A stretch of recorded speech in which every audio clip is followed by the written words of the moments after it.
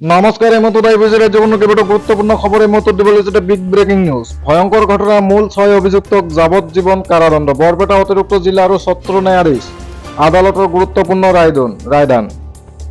পৰৱৰ্তী খবৰটি হৈছে অখিল গগৈয়ে গৌৰৱ গগৈক জধামূৰ্খ বুলি কৈছিলে।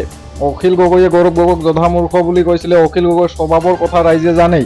প্ৰত্যেক দিনাই তেওঁৰ কথা সলনি কৰে। মন্ত্ৰী পীযুষ হাজৰিকাই এনেদৰে মন্তব্য কৰিছে। পৰৱৰ্তী খবৰটি হৈছে লিখি ৰাখক, মণিপুৰৰ লোকসভাৰ 2খন আসনত বিজেপিয়ে জয়ী হ'ব। অসমত 11খন আসনত জয়লাভ নিশ্চিত। উত্তৰ পূৰ্বাঞ্চলত বিজেপিৰ মিত্ৰজোঁটে পাব 22খন আসন। ৰাষ্ট্ৰীয় সংবাদ মাধ্যমত মুখ্যমন্ত্ৰী হিমন্ত বিশ্ব শৰ্মাই কয়। পৰৱৰ্তী ধ্বংসস্তূপত পৰিণত মণিপুৰ, এতিয়াও মৰ্গত গৰাকীহীন 96টা মৃতদেহ। পৰৱৰ্তী খবৰটি হৈছে গুৱাহাটীৰ পাহাৰৰ বাসিন্দাক সদ্যহতে ভূমি পাট্টা দিয়াৰ কোনো পৰিকল্পনা নাই।